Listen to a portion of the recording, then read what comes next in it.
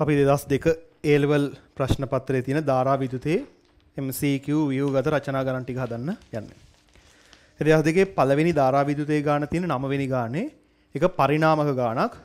මේක අතර විද්‍යුත් චුම්බක ප්‍රේරණය කියන කොටසට. ඉස්සර සිලබස් වල මේක චුම්බක ක්ෂේත්‍ර වලට අදාළව තිබුණේ. ඔය අලුතින් තියෙන සිලබස් එකේ 2017 ඉඳන් ක්‍රියාත්මක සිලබස් එකේ මේක තියෙන්නේ ධාරා විද්‍යුතයේ පාඩමට අදාළව. ඔක දිනවා පරිපූර්ණ පරිණාමකයක ප්‍රාථමිකයේ වට 100ක් ඇති අතර ද්විතීකයේ වට 100ක් 200ක් ඇත වෝල්ට් 120ක ප්‍රත්‍යාවර්ත සැපයුමකට සම්බන්ධ කළ විට ඇම්පියර් 10ක ධාරාවක් ලැබුණි.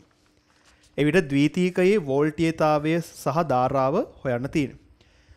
මම ප්‍රාථමිකයේ 1 කියලා ගත්තොත් ද්විතීකයේ 2 කියලා ගත්තොත් මෙහෙම සම්බන්ධයක් පරිණාමක වලට තියෙනවා. පරිපූර්ණ පරිණාමකයක් නම්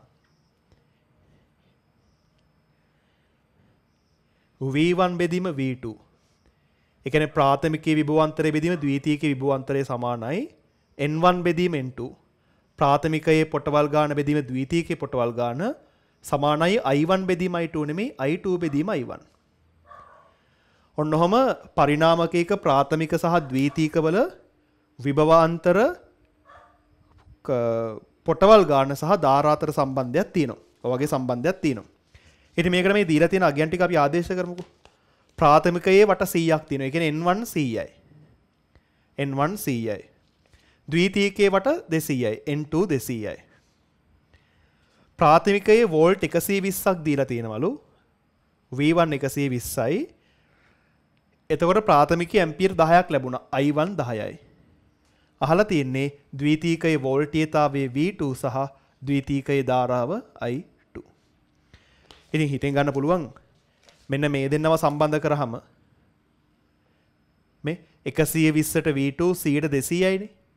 එහෙනම් V2 කියන්නේ වෝල්ට් 240යි. V2 volt 240යි. ඕන මෙන්න මේ දෙන සම්බන්ධ කරොත් I2 බෙදීම 10 සමානයි භාගයයිනේ. එහෙනම් I2 කියන්නේ ඇම්පියර් 5යි. 240යි ඇම්පියර් 5යි කියන්නේ පිළිතුර අංක 1. 9ට පිළිතුර වෙන්නේ අංක 1.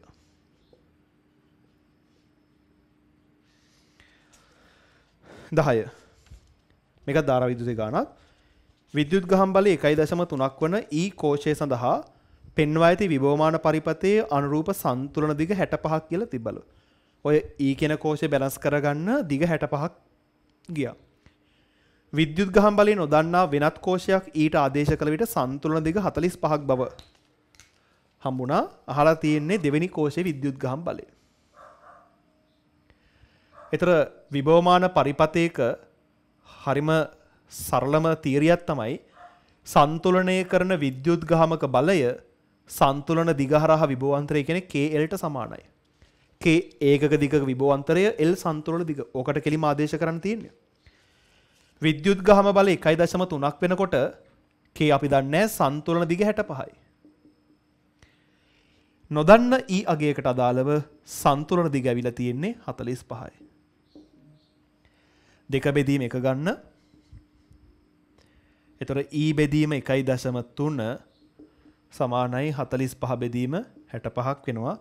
ඔක සුළු කරාම E වලට 0.9ක් වෝල්ට් කියලා හම්බ වෙනවා. E වලට 0.9ක් වෝල්ට් කියන්නේ පිළිතුර අංක 4. පිළිතුර අංක 4. 10ට උත්තරේ 4.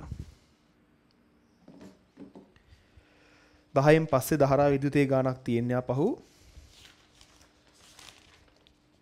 28 වෙනි ගානේ. 28 වෙනි ගාන.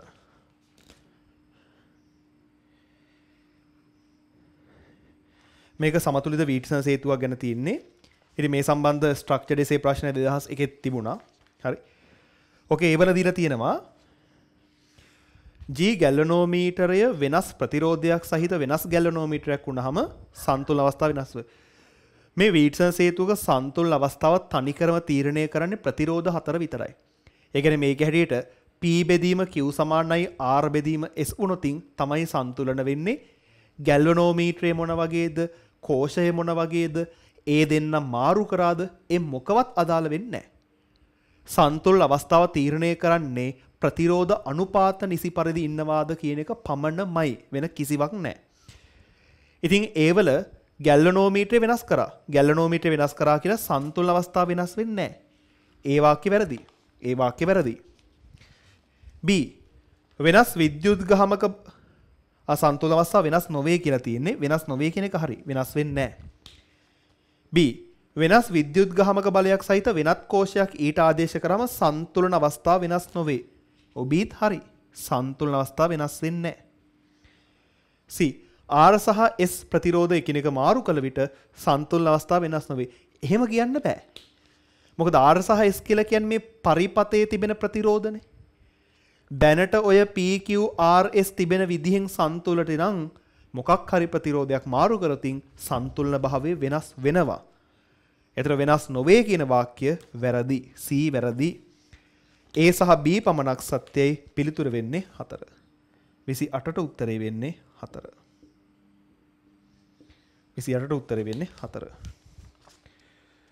ඊට පස්සේ 29 වෙනි ගාන තියෙනවා.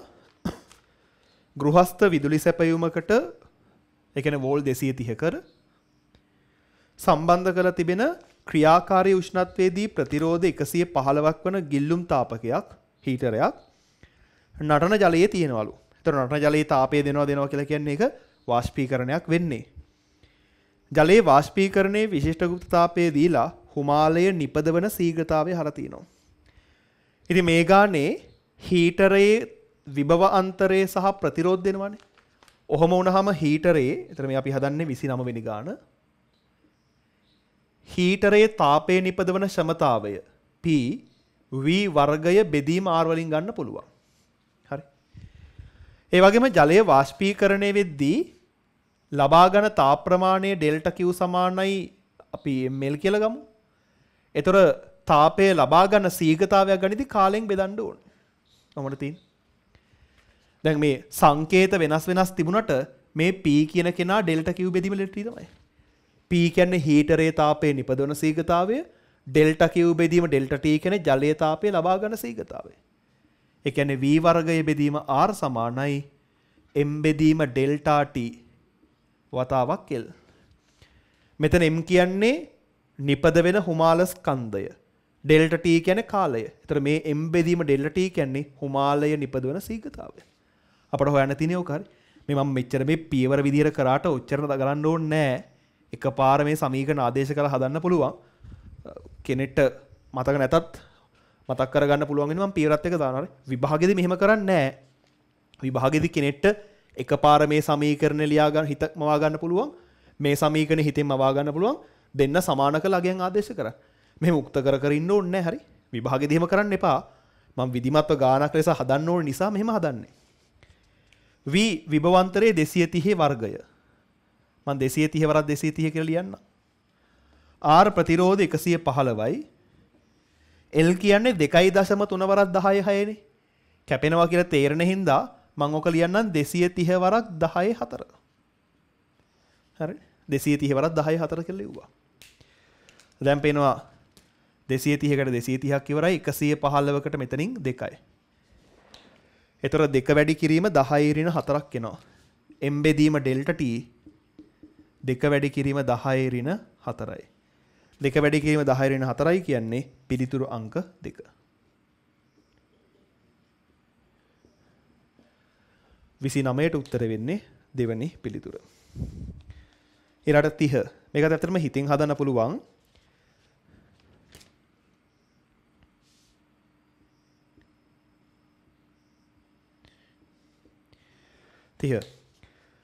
වොට් 100ක සූත්‍රිකා විදුලි බල්බයක් වෙනුවට දිනකට ඉතිරි කරගත් වෙනුවට විදුලිය ඉතිරි කරගත හැකි වොට් 10ක බල්බයක් පාවිච්චි කරාලු.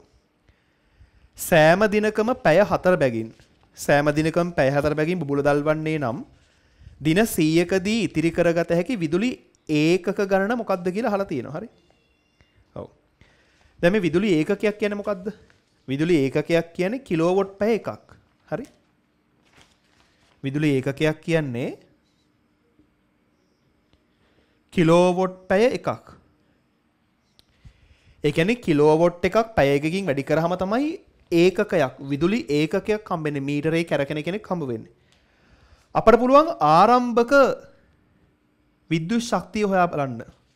ඒ කියන්නේ වොට් 100නේ පාවිච්චි කරන්නේ. වොට් 100ක් කියන්නේ කිලෝවොට් 0.1යි. මේ හිතින් කරන්න පුළුවන් මම බෝඩ් එකේ ලියන්න ඕනේ නැහැ, කටුවට කරන්න ඕනේ නැහැ හරි.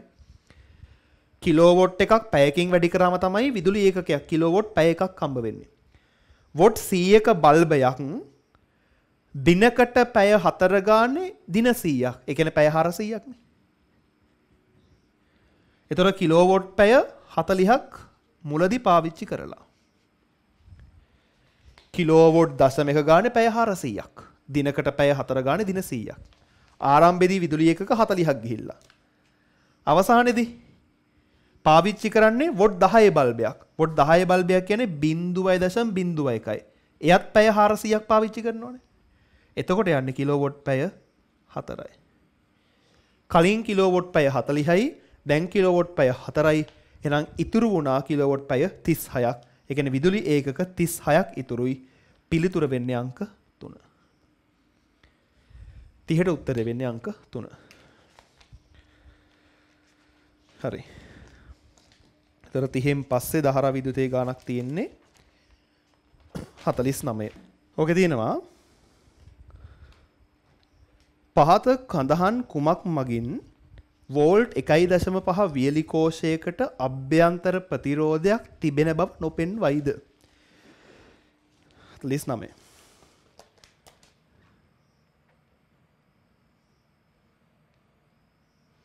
ඒ මේකෙන් අහන්නේ කෝෂයට අභ්‍යන්තර ප්‍රතිරෝධයක් තියෙනවා, හැබැයි තියෙනවා කියලා පෙන්වන්නේ නැහැ. ඉතින් අභ්‍යන්තර ප්‍රතිරෝධයක් තිබ්බොත් සිද්ධ වෙන මොන හරි කේස් තියෙනවනේ, මොන හරි ප්‍රශ්න තියෙනවනේ. අභ්‍යන්තර ප්‍රතිරෝධයක් තිබිලා ඒක නිරීක්ෂණය කරගන්න බැරි වෙන්නේ මේ උත්තර පහෙන් මොකේද කියලා අහලා තියෙන. හරි. මේක හොඳ ගාණක්, සංකීර්ණ ගාණක්. දැන් පොඩක් මතක් කරොතින් එහෙම මම පොඩ තීරි මතක් කරගෙන යන්නම්. බාහිර ආර් ප්‍රතිරෝධයකට විද්‍යුත් ගාමක බලය E, අභ්‍යන්තර ප්‍රතිරෝධය R කෝෂයක් දාලා I ධාරාවක් ගියොත් මේ කෝෂය හරහා විභවාන්තරය V නම් V සමානයි E ඍණ IR නේ. V සමානයි E ඍණ IR. හරි.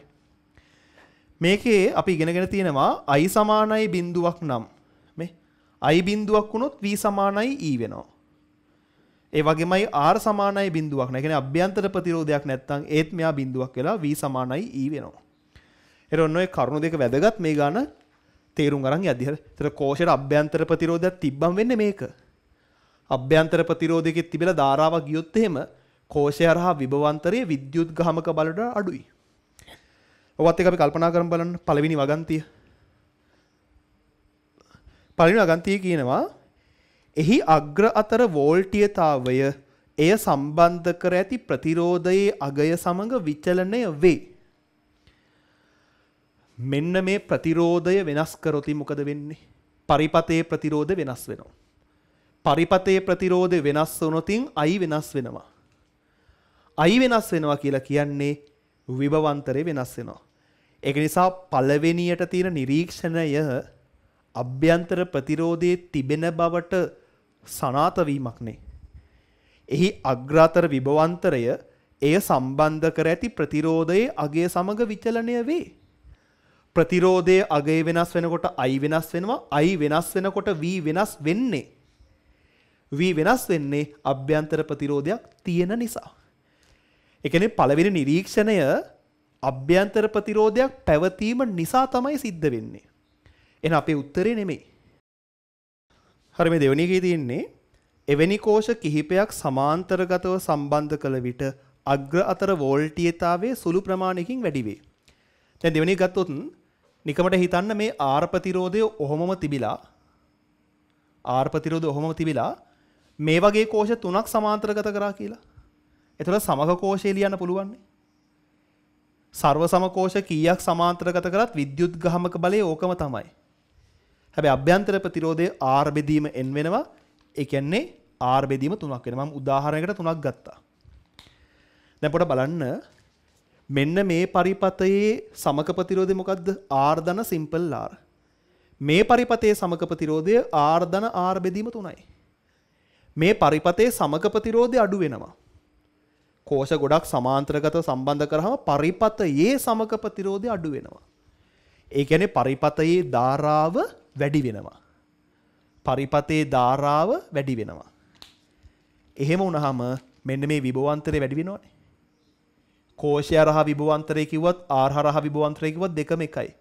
ධාරා වැඩි වෙනවා කියන්නේ R හරහා විභවාන්තරය වැඩි වෙලා කෝෂය හරහා විභවාන්තරෙත් වැඩි වෙනවා. ඒතර කෝෂ සමාන්තරගතව සම්බන්ධ කරාම කෝෂයේ දෙපැත්තේ විභවාන්තරය වැඩි වෙන්නේ අභ්‍යන්තර ප්‍රතිරෝධයක් තිබෙන නිසා. අභ්‍යන්තර ප්‍රතිරෝධයක් තිබෙන නිසා තමයි මෙහෙම ධාරා වෙනසක් වෙන්නේ. අභ්‍යන්තර ප්‍රතිරෝධයක් නැත්තම් මොකද වෙන්නේ බලන්න නිකන් කල්පනා කරන්න. අභ්‍යන්තර ප්‍රතිරෝධයක් නැත්තම් R බිඳුවක් නම් මෙහෙමනේ තියෙන්නේ පරිපතේ. එතකොට මේ පරිපතේමද මේ අභ්‍යන්තර ප්‍රති නැත්නම් මේ හිතේම වග සමාන්තරගත. ඉතින් එකම පරිපතේ ධාරා වෙනස් වෙන්නේ නැහැ.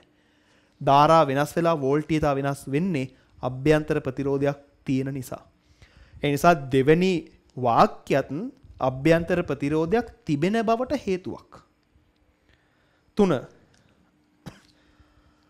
අග්‍ර අතර වෝල්ටීයතාවය. ඒ කියන්නේ කෝෂයේ අග්‍ර අතර වෝල්ටීයතාවය එය මැනීමට පාවිච්චි කරන වෝල්ට්මීටරයේ ප්‍රතිරෝධය මත වෙනස් වෙනවලු.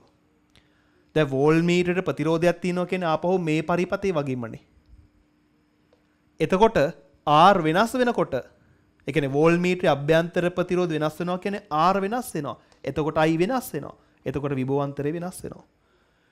අග්‍රතර වෝල්ටීයතාවය භාවිත කරන වෝල්ට්මීටරේ අභ්‍යන්තර ප්‍රතිරෝධයේ මත රඳා පවතිනවා. ඔව් එහෙම වෙන්නේ අභ්‍යන්තර ප්‍රතිරෝධයක් තියෙන නිසා. අභ්‍යන්තර ප්‍රතිරෝධයක් තිබ්බොත් තමයි මෙයා වෙනස් වෙද්දී ධාරා වෙනස් වෙන්නේ. 4 අග්‍ර ලුහුවත් කළ විට කෝෂයේ රත් වේ. අග්‍ර ලුහුවත් කරාම කෝෂයේ රත් වෙනවලු. දැන් අපි ගත්තොත් එහෙනම් බැටරි එකක් මගේ බැටරිය කියලා හිතන්න. මේ බැටරි එක දෙපැත්තට මෙහෙම කම්බියක් සම්බන්ධ කරාම තමයි අපි කියන්නේ අග්‍ර ලුහුවත් කරා කියලා. එහෙම අග්‍ර ලුහුවත් කරනකොට ධාරාවක් යනවනේ. මේ ධාරාවට කෝෂය අස්සෙත් ප්‍රතිරෝධයක් අහු වුණොතින් කෝෂය අස්සෙත් ප්‍රතිරෝධයක් අහු වුණොතින් ප්‍රතිරෝධයක් තුලින් ධාරාවක් යනකොට රත් වෙනවා.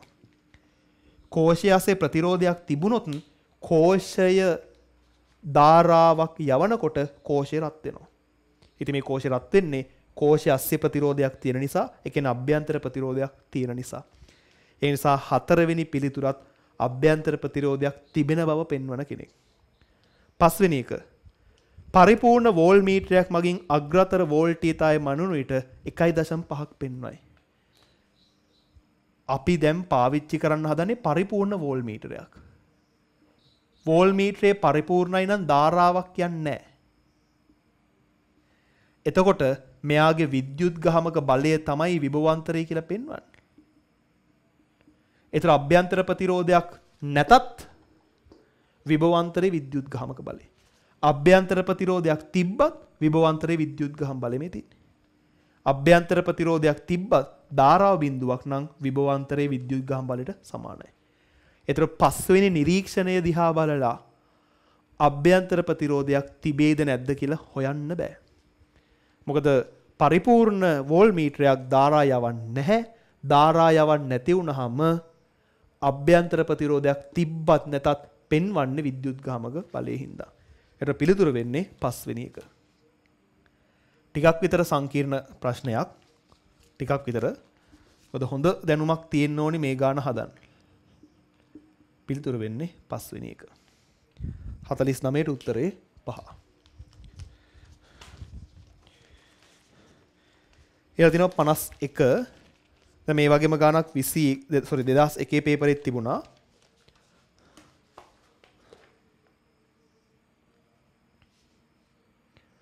වෙනි MCQ එක. පෙන්ව ඇති පරිපතේ අඩංගු කෝෂයට නොගිනිය හැකි අභ්‍යන්තර ප්‍රතිරෝධයක් ඇත. P දර්ශකය A වල ඉඳන් B දක්වා ගෙන යන විට X හි විභවය හොඳින්ම පෙන්වන්නේ මොකේද කියලා අහලා. ඒ වගේම ධාරා නියාමකයක් තියෙනවා. දැන් මෙතන භූගත කරලා x කියන කෙනා අරන් යනවලු a වල ඉඳන් b දක්වා. දැන් මෙතන භූගත කරලානේ තියෙන්නේ. ඒ නිසා මෙතන විභවයේ බිඳුවයි. ඒ කියන්නේ පටන් ගන්න ඕනි බිඳුවෙන්. හරි. A වල ඉඳන් B දක්වාන අරගෙන යන්නේ. A වලදී විභවයේ බිඳුවයි මොකද භූගත කරා. භූගත කරන විභවයේ බිඳුවයි. එතන මෙතන විභවයේ බිඳුවයි. පටන් ගන්න ඕනි ප්‍රස්ථාරයේ මූල ලක්ෂයෙන්. මූල ලක්ෂයෙන් ප්‍රස්ථාරයේ පටන් ගැනීම 1 4 2ෙම වෙනවා. ඊට පස්සේ මොකක්ද වෙන්නේ බලන්න. මෙතන විභවයේ බිඳුවක් නම් හරි. මෙතන විභවයේ බිඳුවක් නම් මෙයාගේ විද්‍යුත් ගහන බලය වෝල්ට් 10ක් නේ. ඒතර මෙතන විභවය ඍණ 10ක් වෙනවා. ඒ නිසා මෙතන විභවය ඍණ 10ක් වෙනවා. A ගේ විභවයේ බිඳුවයි B ගේ විභවය ඍණ 10යි. ඒතර A වලින් ඉඳන් B දක්වා යනකොට බිඳුව ඍණ 1 ඍණ 2 ඍණ 3 ඍණ 4 ඍණ 5 ඔහොම යන්නේ. බිඳුව ඍණ 1 ඍණ 2 ඍණ 3 ඔය වගේ යන්නේ 4 වෙනි පිළිතුරේ. මේකට පිළිතුර වෙන්නේ 4. පිළිතුර වෙන්නේ 4. 52.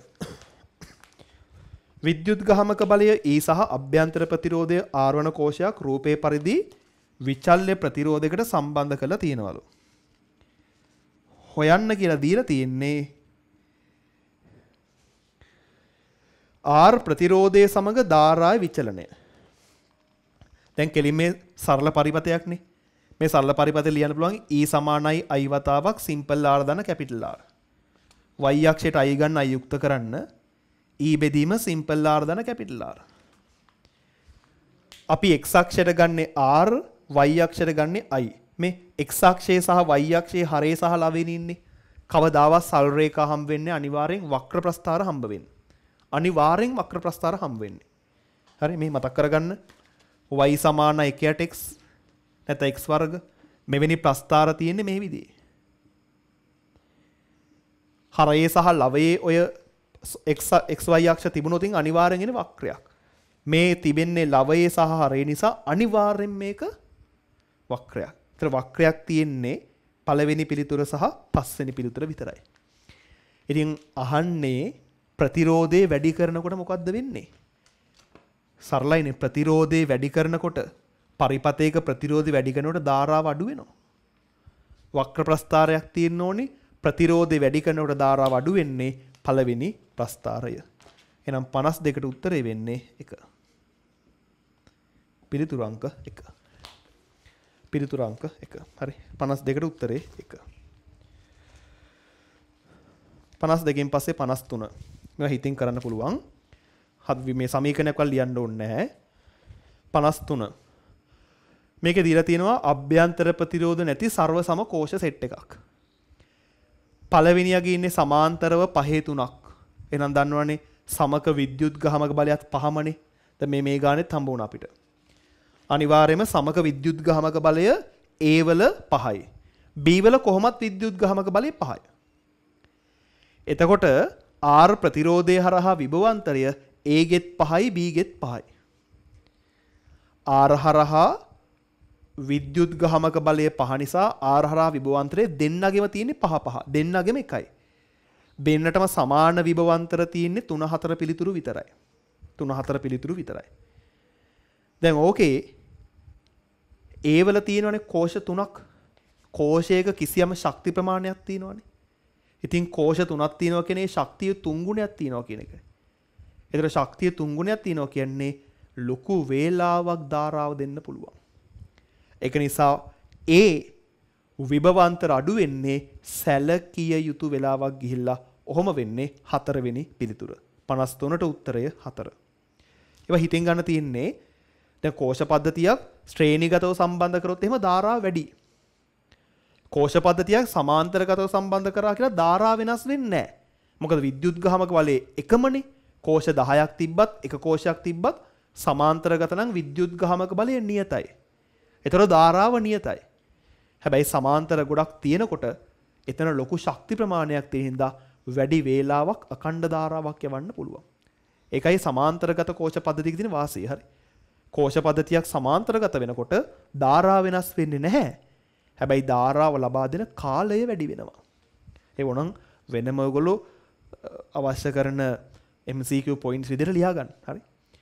කෝෂ ශ්‍රේණිගත වෙන්නේ මෙන්නේ ධාරා වැඩි වෙනවා. ඒතර පද්ධතිය ආයු කාලයත් අඩු වෙනවා. ලොකු ධාරාවක් යද්දී. සමාන්තරගත වෙනකොට ධාරා වෙනසක් වෙන්නේ නැහැ. හැබැයි ආයු කාලය වැඩි වෙනවා. කොරි 53ට උත්තරේ වෙන්නේ 4. 53ට උත්තරේ 4. ඊළඟට තියෙනවා 60 වෙනි ප්‍රශ්නය. මේක අතන අපි තියරි පන්ති වල සාකච්ඡා කරන ප්‍රශ්නයක්. තියරි පන්ති වල සාකච්ඡා කරන නිසා මම මෙතන සාකච්ඡා කරන්න යන්නේ නැහැ. 60 වෙනි එකට උත්තරේ වෙන්නේ දෙවෙනි එක. හරි. මේක තියරි පන්තියේ ලොකු වෙලාවක් අරන් සාකච්ඡා කරන හින්දා මම මේක සාකච්ඡාවක් කරන්නේ නැහැ. උත්තර දෙක ඕනම වේගෙන් සාකච්ඡාවක් දාන්නම්කෝ. හරි.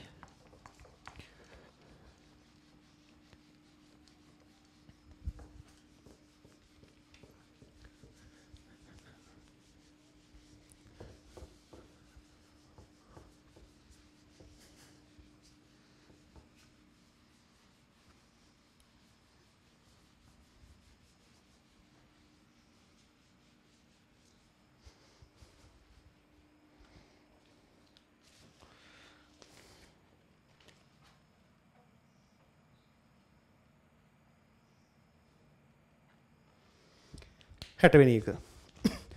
රූපයේ දක්වා ඇති පරිදි දණ්ඩ චුම්බකයක් අක්ෂය සිරස්ව සිටින පරිදි මුදා හරිනවා. එතකොට ත්වරණය වෙමින් දඟරේ තුලින් යනවා. ගුරුත්වජ ත්වරණයට අහු වෙනවනේ. විද්‍යුත් ගාමක බලය කාලයත් එක්ක වෙනස් වෙන හැටි මොකෙන්ද හොඳටම පෙන්වන්නේ කියලා අහලා තියෙනවා. හරි.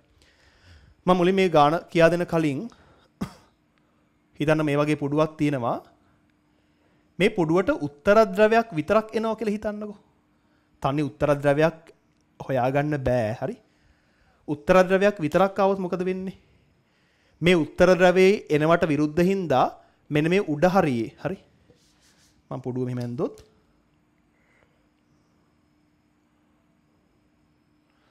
මේ පුඩුවේ උඩ හරියේ උත්තර ද්‍රවයක් ඇති වෙනවා. පහළ දක්ෂිණ ද්‍රවයක් ඇති වෙනවානේ. උත්තර ද්‍රවයට එන්නේ නැති වෙන්න. ඒතර උඩ හරියේ උත්තර ද්‍රවයක් ඇති වෙනවා නම් නිරීක්ෂිත කෙලවර උත්තර ද්‍රවයක් වෙන්නේ ධාරාව වාමාවර්තව ගියොතින්. ඒතර මෙන්න මේ පුඩුවේ ධාරාව වාමාවර්තව යනවා. ඒ කියන්නේ මෙහෙම විද්‍යුත් ගාම බලයක් හට ගන්නවා. නිකමට හිතන්න මේ උත්තර ද්‍රවයේ කම්බි පුඩුව තුලින් ගිහිල්ලා කම්බි පුඩුවෙන් එළියට යනවා කියලා හිතන්නකෝ. ඒතර කම්බි පුඩුවෙන් එළියට යනකොට දැන් උත්තර ද්‍රවයේ ඉවතට යන්න හදනවනේ. ඉවතට යන්න දෙන්න කැමති නෑ. උත්තර ද්‍රවයේ ඉවතට යන්න දෙන එක වළක්වන්න මේ කම්බි පුඩුව යටින් දක්ෂිණ ද්‍රවයක් ඇති කර ගන්නවා. එන උඩ උත්තර ද්‍රවයක්. ඉතින් ඒ කියන්නේ මේකමනේ තියෙන්නේ. ඒ කියන්නේ මේ වෙලාවෙත් විද්‍යුත් ගාමක බලය සකස් වෙන්නේ මේ විදිහට. එහෙනම් උත්තර ද්‍රවයක් මේ වගේ පුඩුවක් හරහා යනකොට කාලයත් එක්ක විද්‍යුත් ගාමක බලය වෙනස් වෙන හැටි ප්‍රස්ථාරගත කරොතින් තේරෙනවා ඔයගලන්ට උත්තර ද්‍රවයේ ළඟට එන්න වෙන්නේ ශ්‍රාවයේ වැඩි වෙන එක. ශ්‍රාවය වැඩි වෙන හින්දා විද්‍යුත් ගාම බලය වැඩි වෙනවා. මෙහෙම ඊට පස්සේ අඩු වෙලා යනවා. මොකද ඇවිල්ලා මෙයාගෙන් ඉවතර යනකොට වෙන්නේ ශ්‍රාවය ටික ටික අඩු වෙනවා. ධාරාවේ දිශා මාරු වෙන්නේ නැහැ. ඒ නිසා ධනම තියෙනවා. ළඟට එනකොට ටික ටික විද්‍යුත් ගාම බලය වැඩි වෙනවා. මොකද ශ්‍රාවය වැඩි වෙන හින්දා. පුඩුව තුලින් ඉවතර යනකොට ශ්‍රාවයෙන් අඩු වෙනවා. චුම්බක ද්‍රවය ඈත් වෙනවා කියන්නේ ශ්‍රාවය අඩු වෙනවා. ඒතර විද්‍යුත් ගාම බලය අඩු වෙනවා. හරිනේ. ඉතින් මේ විදිහට ගත්තොතින් ඔය විදිහට තර්ක කරන්න පුළුවන්. අපි ගත්තොත් දක්ෂිණ ද්‍රවයක් මේ පුඩුව තුලට ආවොත් ඒතර උත්තර ද්‍රවයක් එනකොට වෙන්නේ මෙහෙමනම් දක්ෂිණ ද්‍රවයක් එද්දි වෙන්නේ ඔකේ අනිත් පැත්ත. එහෙනම් දක්ෂිණ ද්‍රවයකට අදාළව විද්‍යුත් ගාමක බලය මේ හැසිරීමම ඍණ පැත්තේ සකස් වෙන්න ඕනේ. කොහොම වෙන්න එපා. හරිනේ. දැන් අපි ඇත්තට වෙවන්නේ දණ්ඩ චුම්බකයක්. ඒතර දණ්ඩ චුම්බකයක් එනකොට උත්තර ද්‍රවයේ මුලින් ඇවිල්ලා ඊට පස්සේ දක්ෂිණ ද්‍රවය එනවා. එහෙමයි ඔය ගානේ දීලා තියෙන්නේ. හරි මුලින් උත්තර ද්‍රවයේ මොකක් හරි එකක් එනවා මුලින්. මුලින් උත්තර ද්‍රවය ඇවිල්ලා පස්සේ දක්ෂිණක් එනවා කියලා හිතමු. හරි. පුඩුව ගත්තොත් මේ විදිහට මම මේ ගාන අතර වේගින් විස්තර කරනවා. මොකද තියරි පන්තිවල මේක විස්තර කරන ගානක් ඉඳා. ඔහොමෙද්දී මුලින් උත්තර ද්‍රවය එනවා. ඒතර උත්තර ද්‍රවයට අදාළව මෙවැනි ප්‍රස්ථාර කොටසක් තියෙන්න ඕනේ. ඊට පස්සේ දක්ෂිණ ද්‍රවය එනවා. ඊට මෙවැනි ප්‍රස්ථාර කොටසක් තියෙන්න ඕනේ. අනිවාර්යයෙන්ම ධන සහ ඍණ පැත්තේ තිබෙන්න ඕනේ. පැහැදිලි ප්‍රස්ථාර පහම තියෙන්නේ මේ විදිහට. විකල්පයක් නැහැ. හැබැයි බලන්න මේ කාන්දම ඉන්නේ ත්වරණයකින්නේ.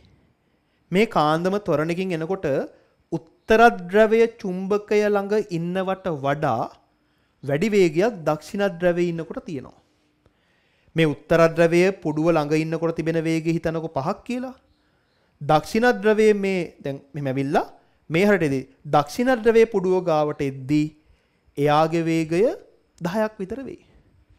ඒතර වේගය ඉක්මනට යන හදනවා කියන්නේ විද්‍යුත් ගහන බලය වැඩි වෙනවා. එහෙනම් උත්තර ධ්‍රවයේ උපරිම විද්‍යුත් ගාමක බලයට වඩා දක්ෂිණ ධ්‍රවයට අදාළ උපරිම විද්‍යුත් ගාම බලය වැඩි වෙන්න ඕනේ. ඒ කියන්නේ මේ කොටසේ උසට වඩා මේ කොටසේ උස වැඩි වෙන්න ඕනේ. ඔහොම ප්‍රස්ථාර තියෙන්නේ 1 සහ 2 විතරයි. පැහැදිලිනේ? වේගය වැඩි වෙනවා කියන්නේ ශ්‍රාවය වේගෙන් වෙනස් වෙනවා. ශ්‍රාවය වේගෙන් වෙනස් වුණොත් විද්‍යුත් ගාම බලය වැඩි වෙනවා. උත්තර ධ්‍රවයට වඩා දක්ෂිණ ධ්‍රවයේ වේගයෙන් යනවා කාන්දම තුලින්. ඒ නිසා දක්ෂිණ ධ්‍රවයට අදාළ ප්‍රස්ථාර කොටසේ විද්‍යුත් ගාම බලය වැඩි වෙලා මේ ප්‍රස්ථාරය දිගටි වෙන්න ඕනේ. එහෙම තියෙන්නේ 1 සහ 2 විතරයි. දැන් ඔය 1 සහ 2කින් උත්තරේ තෝරගන්න ආකාර දෙකකට හිතන්න පුළුවන්. මේ දක්ෂිණ ධ්‍රවයේ වේගෙන් යනවා කියන්නේ විද්‍යුත් ගාමක බල ප්‍රේරණය වීම අඩු කාලයක සිද්ධ වෙනවා කියන එක නේද? උත්තර ධ්‍රවයේ හින්දා විද්‍යුත් ගාමක බල ප්‍රේරණය වෙන්න ගිය කාලයට වඩා දක්ෂිණ ධ්‍රවයේ හින්දා ප්‍රේරණය වෙන්න ගිය විද්‍යුත් ගාම බලය අඩු කාලයකදී සිද්ධ වෙනවා. ඉතින් ඔය පළවෙනි එකේ පේනවා පල්ලෙහා එකාගේ කාලය වැඩි, දෙවෙනි එකාගේ පේනවා පල්ලෙහා එක කාලය අඩුයි. වේගය වැඩි හින්දා අඩු කාලයකදී මේක වෙන්න ඕනි. ඒ නිසා පිළිතුර වෙන්නේ අංක 2. පිළිතුර වෙන්නේ අංක 2. ඒතර ප්‍රස්ථාරයනේ මෙහෙම හරි. පැහැදිලි මේ කිව්ව තරකය. උත්තර ධ්‍රවයේ හින්දා මෙහෙම වෙන්න ඕනි. දක්ෂිණ ධ්‍රවයේ හින්දා මෙහෙම වෙන්න ඕනි. ඊළඟට උත්තර ධ්‍රවයට වඩා දක්ෂිණ ධ්‍රවයේ යද්දි වේගය වැඩි. ඒක නිසා මෙහෙම තියෙන අතරේ මෙයාගේ උස වැඩි වෙන්න ඕනේ. දක්ෂිණ ධ්‍රවයේ වේගය වැඩි කියන්නේ ඉක්මනට මෙයා හරහා යනවා. ඉක්මනට එයා හරහා යනවා කියලා කියන්නේ මේ දේ ඊටාත්ම අඩු කාලයක සිද්ධ වෙනවා. කාලය අඩුයි කියන්නේ මේ වගේ වෙන්න ඕනේ. ඒ නිසා පිළිතුර වෙන්නේ 60ට 2. පිළිතුර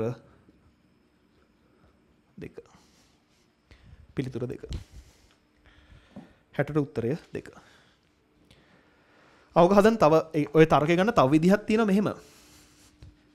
තවත් විදිහක් තියෙනවා මේ විදිහට. ඒකත් බලමු අපි. දැන් ෆැරඩේ නියමයට අනුව E සමානයි ඩෙල්ටා ෆයි බෙදීම ඩෙල්ටා t නේ. හරි. ඍණ ලකුණ අමතක කරන්න. හරහට වැඩි කරොතින් E ඩෙල්ටා t සමානයි ඩෙල්ටා ෆයි නේ. මේ E ඩෙල්ටා t කියන්නේ ET ප්‍රස්ථාරයේ වර්ගඵලය.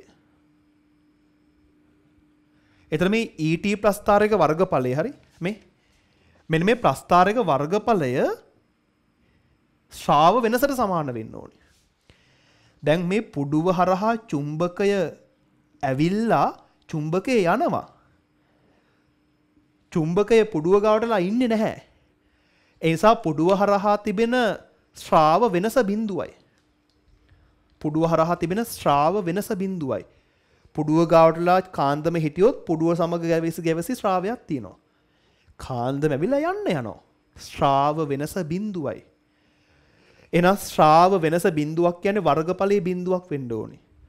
වර්ගඵලයේ බිඳුවක් වෙන්න නම් ධන පැත්තේ වර්ගඵලයේ ඍණ පැත්තේ වර්ගඵලයට සමාන වෙන්න ඕනේ. ඉතින් ඒ සඳහා මෙන්න මෙතන වර්ගඵලයට මෙයාගේ ඍණ වර්ගඵලයේ සමාන වෙන්න මෙයාගේ උස වැඩුණාම මෙයා කෙට්ටු වෙන්න ඕනේ. ඔහොම තර්ක කරන්නත් පුළුවන්. හරි. ශ්‍රාව වෙනස බිඳුවයි. එහෙනම් වර්ගඵලයේ බිඳුවයි. වර්ගඵලයේ බිඳුවක් වෙන නම් ධන පැත්තේ වර්ගඵලයේ ඍණ පැත්තේ වර්ගඵලයට සමාන වෙන්න ඕනේ. මෙයාගේ වර්ගඵලය මෙයාට සමාන වෙන්න ඕනේ. ඒතර මෙයා මෙහෙන් ඉස්සෙද්දී මෙයාට සමාන වෙන්න මෙයාට කෙට්ටු වෙන්න සිද්ධ වෙනවා. ප්‍රස්ථාරය වෙන්නේ අංක 2. හරි. මම ආයි කියන්නේ ඒක තරමක් වේගෙන් කරගෙන ගියේ මොකද තීරි වලට එක සාකච්ඡා කරන නිසා. හරි.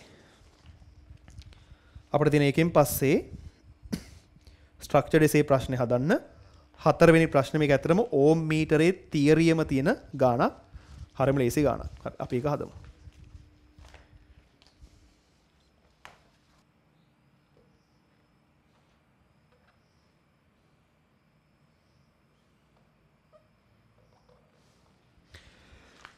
මේක දීලා තියෙනවා S ප්‍රතිරෝධයක් A ඇමීටරයක් E බැටරියක් X සහ Y ලක්ෂ හරහා පෙන්වා තිබෙන පරිදි ශ්‍රේණිගතව සම්බන්ධ කරනවා.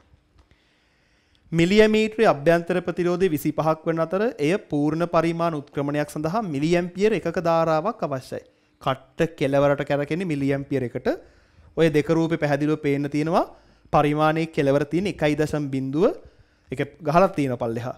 බිඳුව ඉරි කෑල්ලක් 1.0 මිලිඇම්පියර්. මයින්න පුළුවන් බිඳුව එක වෙනකන් විතරයිලු. මේක ඉතලා තියෙනවා බැටරියේ විද්‍යුත් ගහම් බලයේ වෝල්ට් 10ක් සහ අභ්‍යන්තර ප්‍රතිරෝධය ගණන් ගන්න එපාලු. R කියන්නේ X සහ Y අතර සම්බන්ධ කරන ඕනම ප්‍රතිරෝධයක්. I කියන්නේ මිලිඇමීටරය තුලින් ගන්න ධාරාවල්. හරි. මම රූපයක් ඇඳ ගන්නම් මුලින්ම. මේ R කියලා කියන්නේ X සහ Y අතර සම්බන්ධ කරන ඕනම ප්‍රතිරෝධයක්. ඒ කියන්නේ ඒක වෙනස් කරන්න පුළුවන් අපිට කැමති විදිහට. මෙතන S ගේ ප්‍රතිරෝධය මම RS කියලා ගන්නම්. ඇමීටරයේ ප්‍රතිරෝධය ඕම් 25යි. මෙතන තියෙනවා බැටරියක් වෝල්ට් 10යි. අභ්‍යන්තර ප්‍රතිරෝධය 0යි. ඇමීටරය තුලින් ධාරාවක් යනවා මේ විදිහට. හරි. කොහොමද තියෙන පරිපතේ?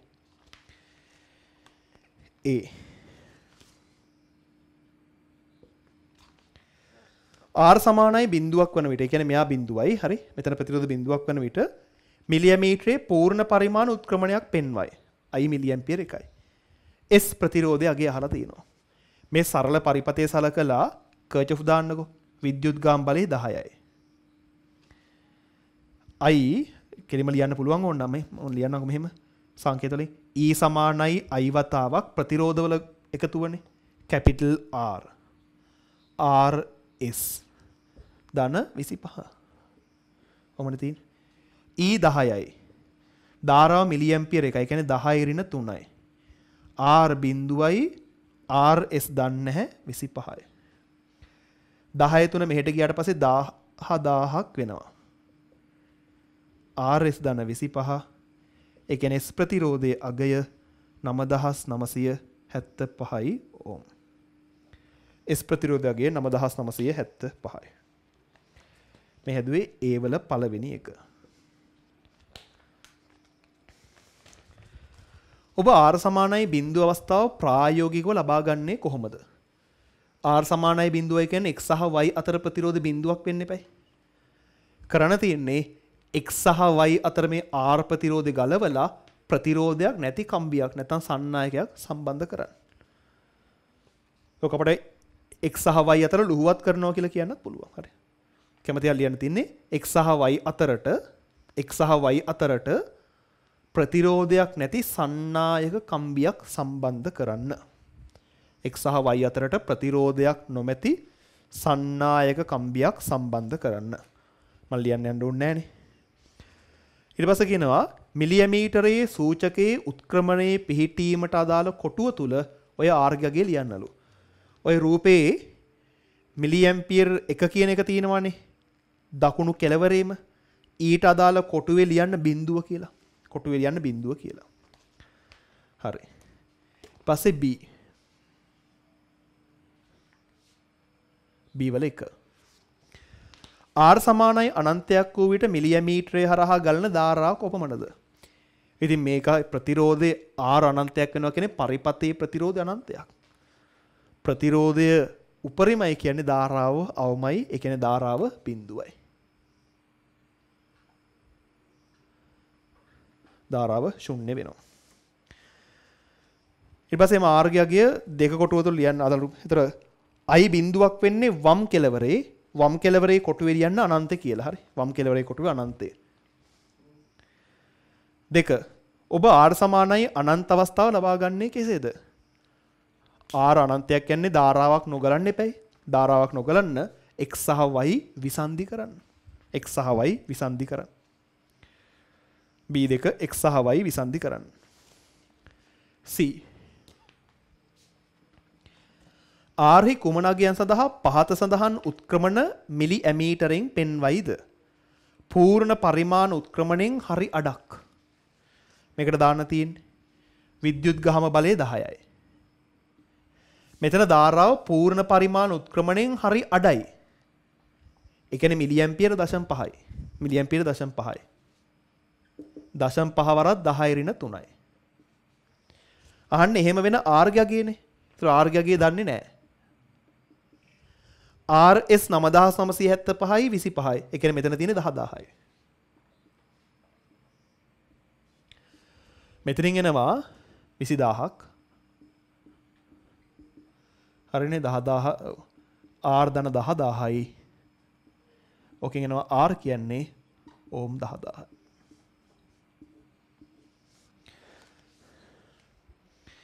ඊට පස්සේ පූර්ණ පරිමාණ උත්ක්‍රමණයෙන් 4න් පංගුවක්. එතකොට ධාරාව මිලි ඇම්පියර් 0.25යි. 0.25 වරක් 10 ඍණ 3. R ධන 10000. 10 ඍණ 3 මෙහෙට ගියාට පස්සේ 10000ක් වෙනවා. 0.25න් බෙදුවට පස්සේ 40000යි.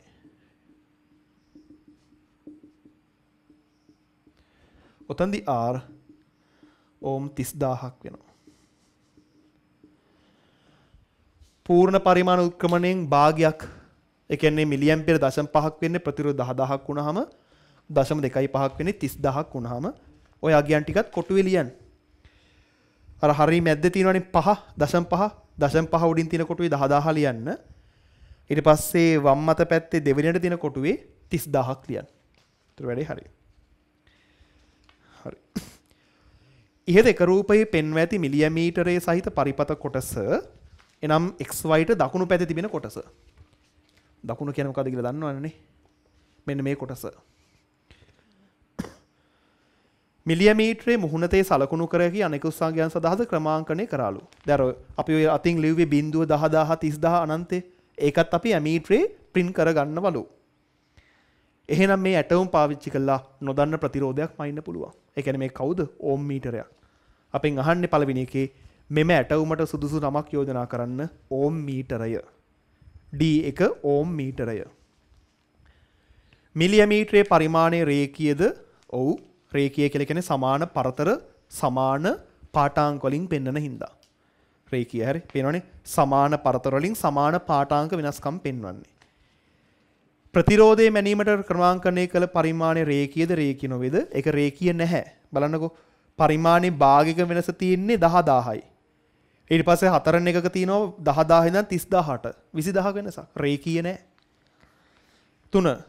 R ප්‍රතිරෝධයේ ධාරාව සමග විචලනය දැක්වෙන දල සටහනක් අඳින්න ඉහත දෙක රූපයේ කොටු කළ අගයන් දෙස බලන්න. 3.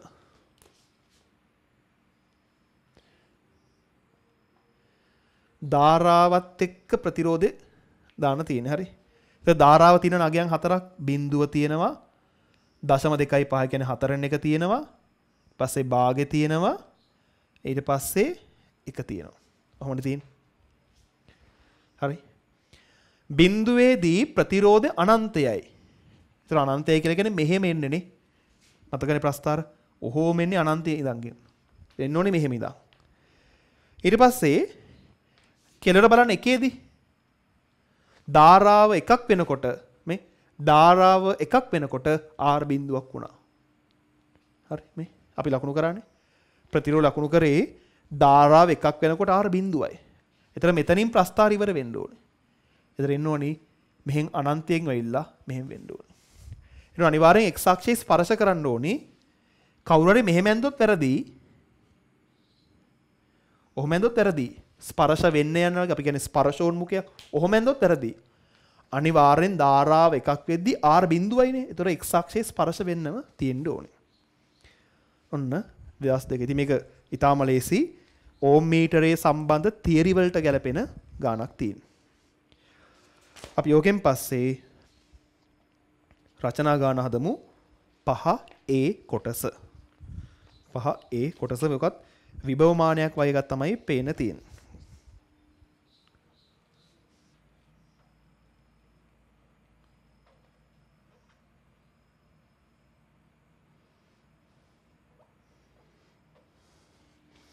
හරි.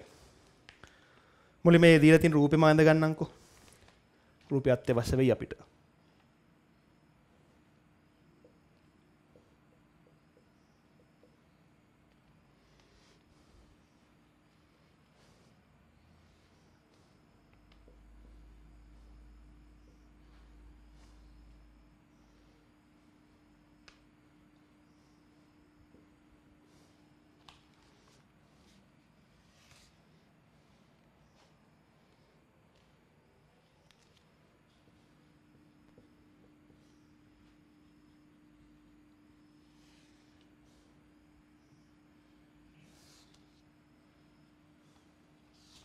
හරි කොහොම තියෙනවා පරිපතේ. G කියන්නේ මැද බිඳු ගැලීම බැලුව බැලුවන පේනවා මේක විභවමාන පරිපතයක් වගේ කියලා. හරි විභවමාන පරිපතයක ඒ වගේම දෙයක් තමයි තියෙන්නේ. හරි බලමු අපි ගන්න පළවෙනි එක. මේක තියෙනවා P නම් ප්‍රතිරෝධයක් x සහ y අතර සම්බන්ධ කරනවලු. x සහ y අතර P කියලා ප්‍රතිරෝධයක් සම්බන්ධ කරනවලු. P 20ක් වෙනකොට ගැල්වනෝමීටරයේ උත්ක්‍රමණයේ බිඳුවක් වෙන්නේ Q 17ක් වෙද්දිලු. P 40ක් වෙනකොට ගැල්වනෝමීටරයේ උත්ක්‍රමණයේ බිඳුවක් වෙන්නේ Q 35ක් වෙනකොටලු. කෝෂයේ විද්‍යුත් ගාමක බලය සහ අභ්‍යන්තර ප්‍රතිරෝධයත් අහලා තියෙනවා. හරි විද්‍යුත් ගාමක බලය වෝල්ට් එකයි මෙයාගේ අභ්‍යන්තර ප්‍රතිරෝධ මේ E නෝට් වැරදුනා. E නෝට් වෝල්ට් එකයි මෙන්න මෙයාගේ විද්‍යුත් ගහම් බලයේ අභ්‍යන්තර ප්‍රතිරෝධය තමයි අහලා තියෙන්නේ. හරි අරක E නෝට්.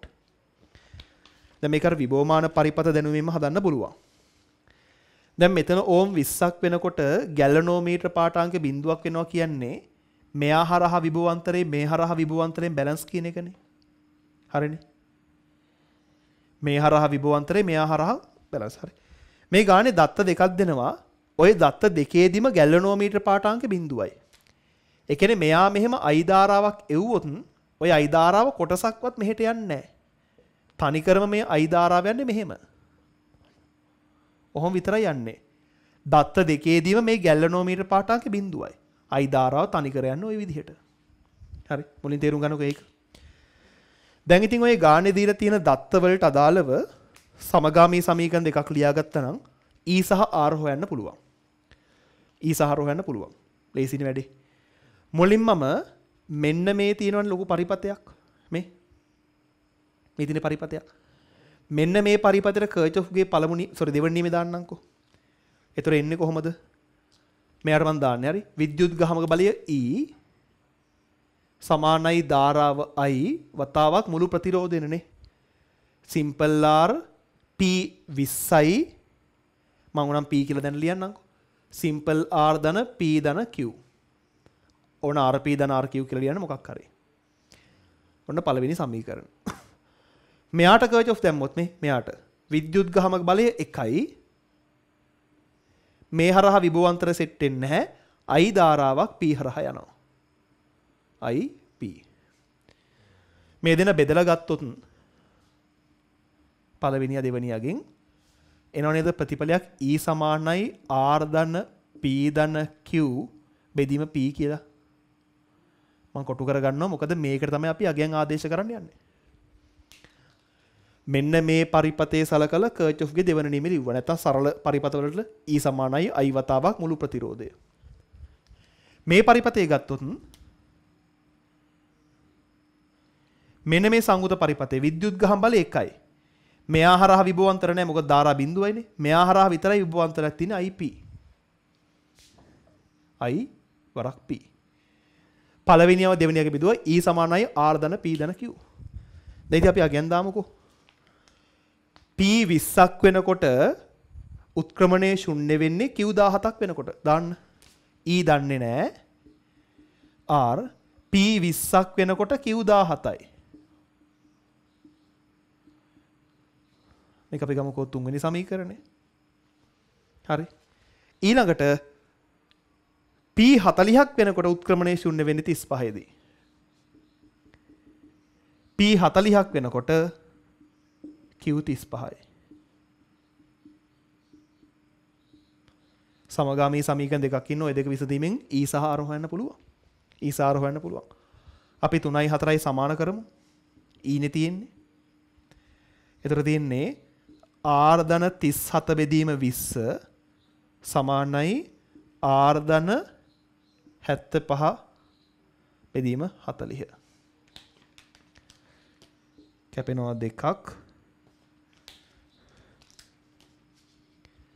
දෙකක් R ධන 74 R ධන 75යි අභ්‍යන්තර ප්‍රතිරෝධය ඕම් 1යි. අභ්‍යන්තර ප්‍රතිරෝධය ඕම් 1යි. R එක බව 3ට ආදේශ කරන්න.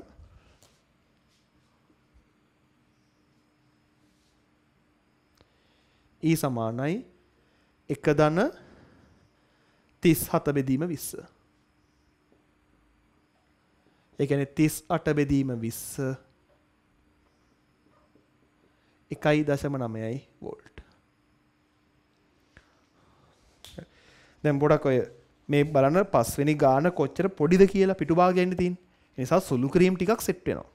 ඒකට අපිට කරන්න දෙයක් නැහැ. හරි. ඒක පිළිගන්න වෙන දෙයක්. ඔන්න ඒවල පළවෙනි එක හරි. 2. දැන් P වල තිබෙන ප්‍රතිරෝධ පෙට්ටිය වෙනුවට හරස්කඩ වර්ගඵලය දීලා තියෙනවා දිගක් මෙච්චරක් වෙන නික්‍රෝම් කම්බියක් සම්බන්ධ කරාලු. මෙතන නික්‍රෝම් කම්බියක් සම්බන්ධ කරනවලු. එතකොට ගැල්වනෝමීටර් උත්ක්‍රමණය ශුන්‍ය වෙන්නේ Q53ක් වෙනකොට. අහලා තියෙනවා නික්‍රෝම් වල ප්‍රතිරෝධකතාවය මොකද්ද? නික්‍රෝම් කම්බිය හරහා ධාරාව මොකද්ද කියලා. ඉතින් මම මේ ටික මකන්නම්කෝ. මෙන්න මේ ටික තියාගමු අපි. මොකද මේකෙන් වැඩේ කරන් යන්න තියෙනනේ. උත්ක්‍රමණ ශුන්‍ය වීමට අදාළ ප්‍රතිඵලය මෙන්න. මෙන්න මේ තමයි උත්ක්‍රමණ ශුන්‍ය වීමේ රූප සටහන. මේ රූපයට අදාළ ප්‍රතිඵල ටික තමයි මේ තියෙන්නේ. හරි. දැන් මෙතන සම්බන්ධ කරන නික්‍රෝම් කම්බියක්. මම හිතන්නම්කො මේ නික්‍රෝම් කම්බියේ ප්‍රතිරෝධය R කියලා. P වලට දාන ප්‍රතිරෝධයක් R කියලා. Capital R. ආදේශ කරමු. E කීයද? 1.9යි. සිම්පල් R කීයද? 1යි. P ට දානවා R කියලා ප්‍රතිරෝධයක්. සන්තුලන වෙන්නේ උත්ක්‍රමණ ශුන්‍ය වෙන්නේ Q53ක් වෙනකොට. P R. ඕකෙන් එනවා සුළු කරාම 0.9 R සමානයි 54යි.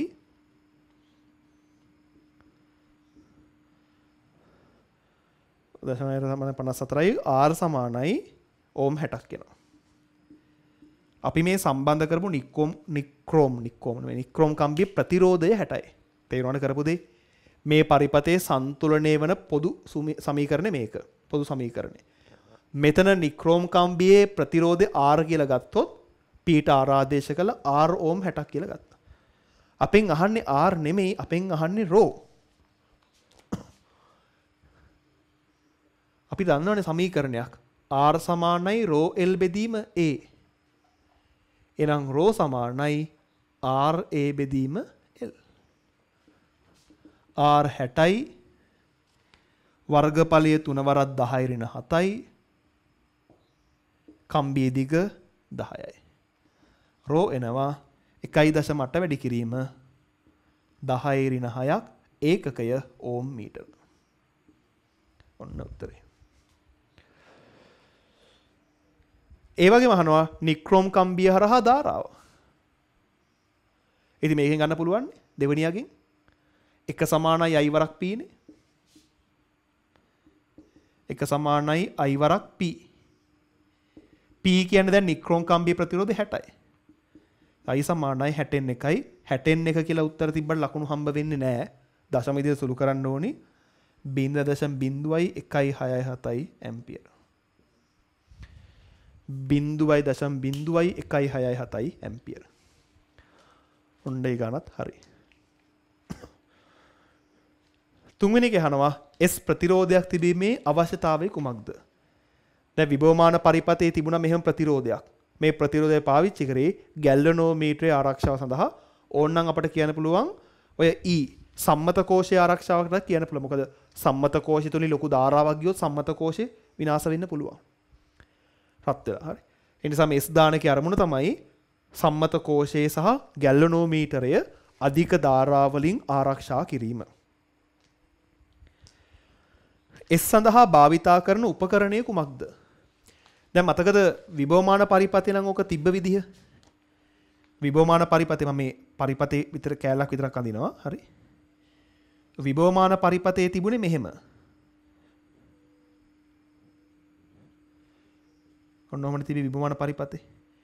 ඊට පස්සේ මේ වගේ තිබ්බා. ඊට පස්සේ වෙන දේ කිව්වා. මෙන්න මේ ගැල්වනෝමීටරයේ පාඨාංකය ආසන්න අගයක් වශයෙන් වෙනකම් මුලින්ම බල සන්තුල ලක්ෂයක් හොයා ගන්නවා. ඊට පස්සේ මෙතන R කියන එක නා ලුහුවත් කරන්න ඕනි. R ලුහුවත් කරනවා මෙන්න මේ පේනු යතුරු ඔන් කරලා. එතන මේ R ලුහුවත් කරනවා කියලා කියන්නේ මෙතන තිබෙන ප්‍රතිරෝධය අයින් කරන්න ඕනි කියන එකනේ. නේ. R ලුහුවත් කරනවා කියන්නේ ප්‍රතිරෝධ අයින් කරනවා. ගලෝ ඉන්න බැරි හින්දා මේවා එකක් දානවා. ඉතින් මේ ගානේ අහලා තියෙන්නේ එස්ට භාවිතා කරන්න පුළුවන් උපකරණයක්. ඒතර එස්ට භාවිතා කරන උපකරණ විදිහට මේවා එකක් ඇදලා හරියන්නේ මේ උපකරණ නෙමෙයිනේ මේ උපකරණ දෙකක්නේ. ඉතින් එස්ට භාවිතා කරන්න ඕනි අපට අවශ්‍ය වෙලාවක ප්‍රතිරෝධය බිඳුවක් කරන්න පුළුවන් කෙනෙක්. ඒ කියන්නේ වෙනස් කරන්න පුළුවන් ප්‍රතිරෝධයක්. ඉතින් ඕනනම් මෙතන එස්ට ධාරා නියාමකයක් දාන්න පුළුවන්. නැත්නම් ප්‍රතිරෝධ පෙට්ටියක් දාන්න පුළුවන්. නැත්නම් විචල්්‍ය ප්‍රතිරෝධකයක් දාන්න පුළුවන්. ඔය විචල්්‍ය ප්‍රතිරෝධ කියලා කියන්නේ කරකවල ප්‍රතිරෝධ බිඳුවක් කරන්න පුළුවන් අය ඉන්නවා. හරි. එස්ට දාන්න තියෙන්නේ මෙයාව නෙමෙයි. විභවමාන පරිපතේ මෙහෙම එක දාපු එක හරි. හැබැයි මේ අවුරුද්දේ මම හිතන්නේ මේකට ලකුණු දීලා තිබුණා. නමුත් S ගේ මුලින් S ගේ අරමුණ තේරුම් ගන්නකො. ගැලවනෝමීටර ආරක්ෂා කරන්න. අපට අවශ්‍ය වෙලාවට S කියන ප්‍රතිරෝධ බලපෑම නැති කරන්න ඕනේ. ඒ කියන්නේ S ගේ ප්‍රතිරෝධ බිඳුවක් කරන්න ඕනේ. ඉතින් ප්‍රතිරෝධ පෙට්ටියක්, ධාරා නියාමකයක්, නැත්නම් විචල්්‍ය ප්‍රතිරෝධයක් පාවිච්චි කරන්න පුළුවන්. ඒතර S වෙන්න ඕනේ ඒක. එක්ක ධාරා නියාමකයක්, එක්ක ප්‍රතිරෝධ පෙට්ටියක්, එක්ක විචල්්‍ය ප්‍රතිරෝධකයක්. සන්තුලන අවස්ථාව නිවැරදිව ලබා ගැනීම සඳහා S භාවිතා කරන්නේ කෙසේද? ඉතින් කරන්න තියෙන්නේ ගැලනෝමීටරේ පාඨාංකය ක්‍රමයෙන් අඩු වීගෙන යනකොට S කියන කෙනත් ක්‍රමයෙන් අඩු කරගෙන යන්න ඕනේ. ඕකනේ කරන් තියෙන්නේ මතකද මේ කරපු දේ? ආසන්න වශයෙන් ගැලනෝමීටරේ පාඨාංකයේ ශුන්‍ය වෙන අවස්ථාව හඳුනගත්තා. ඊට පස්සේ මෙතන තිබෙන පේනු යතුරු ඔන් කරලා හරියටම නිවැරදි ගත්තා. ඉතින් මේක ගන්න විචල්්‍ය ප්‍රතිරෝධකය ඉතින් අපිට කරන්න තියෙන්නේ ගැලනෝමීටරේ පාඨාංකය බිඳුවට ලං වනකොට විචල්්‍ය ප්‍රතිරෝධයේ අගය නැත්නම් S ගේ අගය ශුන්‍ය කිරීම. ඉතින් ඕක තමයි භාවිතා කරන්න තියෙන්නේ. බලමු උත්තරේ විදිහට මොකක්ද දීලා තිබි කියලා හොඳ වාක්‍යයක් විදිහට ඒකේ.